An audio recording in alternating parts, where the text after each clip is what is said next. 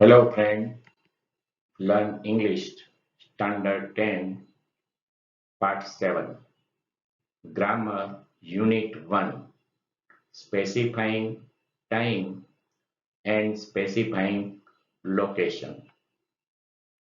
Hello, I am Nitin Gosai, a teacher of PP Savani Vidya Bhavan, Surat.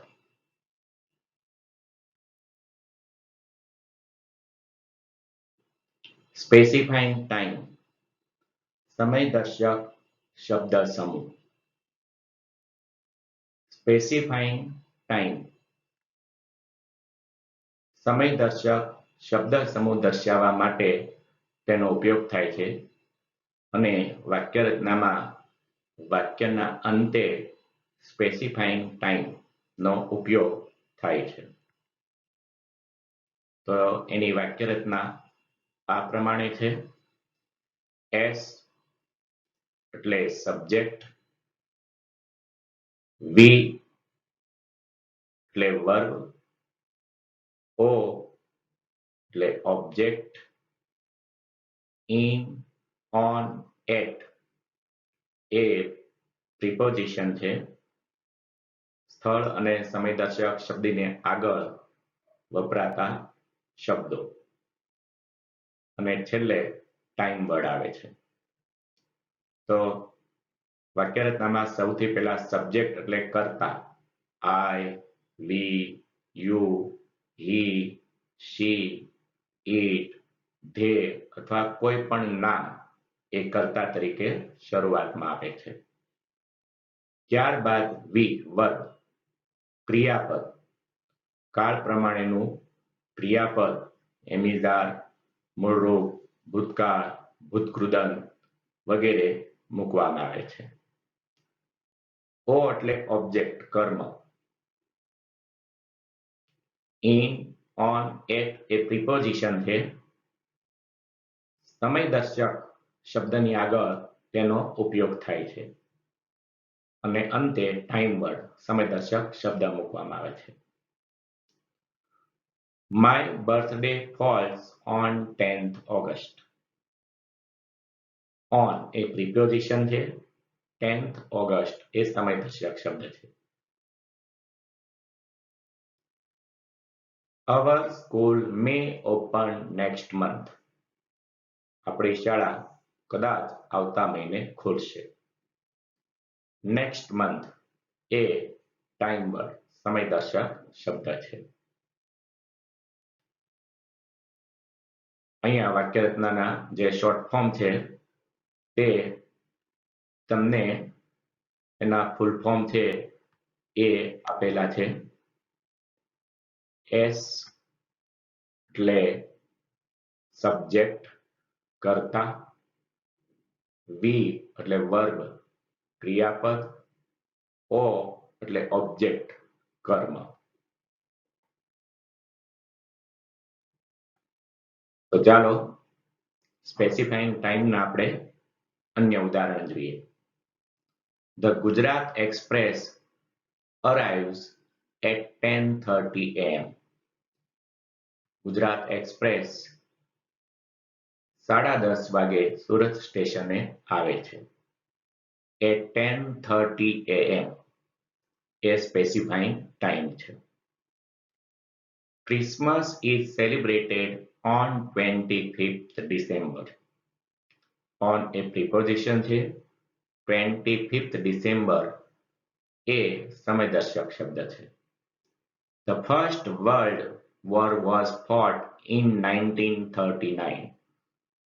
In 1939 A specifying time છે. પ્રથમ વિશ્વયુદ્ધ 1939માં થયું હતું. Generally, people get forgetful in their old age. સામાન્ય રીતે લોકો વૃદ્ધાવસ્થામાં ભૂલકણા થઈ જાય છે. In their old age A specifying time છે. I will come back in 5 minutes. 5 મિનિટમાં હું પરત આવીશ. In 5 minutes indicating specifying time. There are extra buses for going to Saurashtra during the festival of Diwali. During એટલે દરમિયાન the festival of Diwali. દિવાળીના તહેવાર દરમિયાન. He was deaf and dumb since birth. તે જન્મથી બહેરો અને મૂંગો છે. Since એટલે થી, કોઈ સમયથી. Since birth, જન્મથી. Our shop is open from 8 to 8. આપણી દુકાન 8 થી 8 ખુલ્લી રહે છે. From 8 to 8 A specifying time બતાવે છે.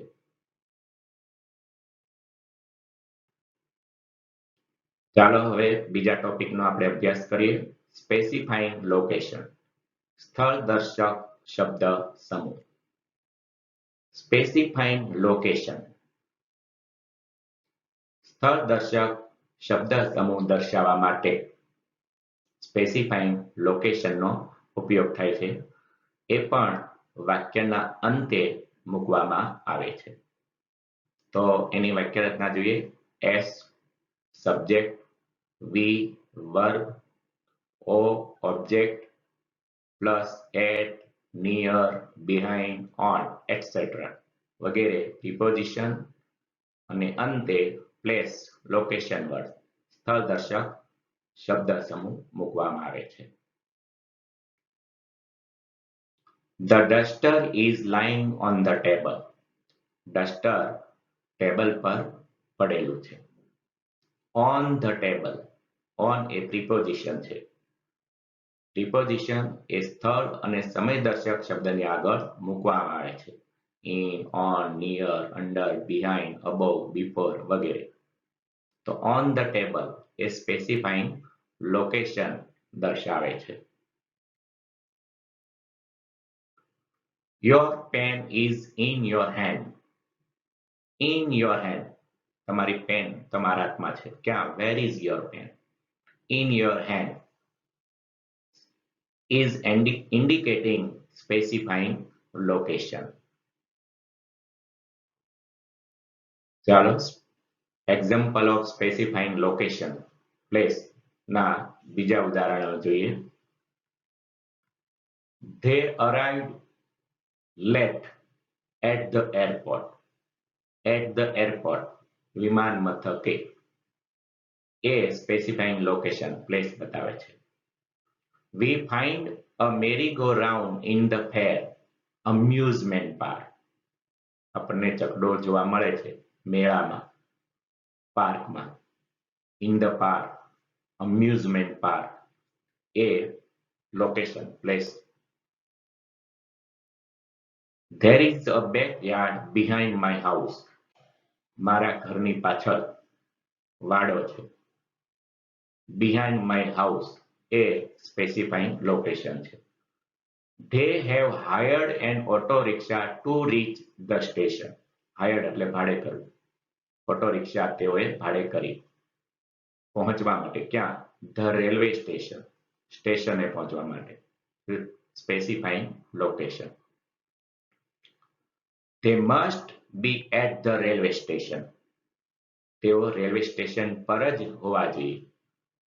At the railway station A specifying location દર્શાવે છે. Your mobile is lying on the table. તમારો મોબાઈલ ટેબલ પર પડેલો છે. Where is your mobile lying? On the table એ સ્થળ દર્શક શબ્દ સમૂહ છે. My wallet is in the drawer of the table. મારું વોલેટ ટેબલના ડ્રોવરમાં ખાનામાં છે. In the drawer of the table એ સ્થળ દર્શક શબ્દ સમૂહ છે. They are starting from Mumbai now. તેઓ હમણાં મુંબઈથી ઉપડી રહ્યા છે. From starting now. ક્યાંથી? મુંબઈથી. તો તે સ્પેસિફાઈંગ લોકેશન બતાવે છે. તો ચાલો મિત્ર, હવે તમારે હોમવર્કમાં 3 એક્સરસાઇઝ લખવાની છે. Exercise 1. Complete the sentences using specifying time. Please wait till 2 o'clock. Till 2 o'clock A specifying time છે. એક જ જવાબ આવે એવું હોતું નથી. એક કરતા વધારે જવાબ પણ તમે છે એ મૂકી શકો છો. તો આ બંને એક્સરસાઇઝ એ તમારે નોટબુકમાં લખવાની છે અને ડિસ્ક્રિપ્શનમાં તેમની લિંક મૂકવામાં આવશે કે જેમાંથી તમે આ એક્સરસાઇઝ ડાઉનલોડ કરી શકો છો. એક્સરસાઇઝ 3 એ પણ તમારે લખવાની છે. Complete the sentences. કૌંસમાં આપેલ ઇન્સ્ટ્રક્શન પ્રમાણે સ્પેસિફાઈંગ ટાઈમ કે લોકેશનનો ઉપયોગ કરીને વાક્ય પૂર્ણ કરો. તો એક્સરસાઇઝ 3માં 25 વાક્ય છે. એના જવાબ પણ તમારે નોટબુકમાં લખવાના છે. તો તેની લિંક ડાઉનલોડ કરવા માટે ડિસ્ક્રિપ્શનમાં આપવામાં આવેલ છે. તો આ ત્રણેય એક્સરસાઇઝ નોટબુકમાં તમારે લખવી.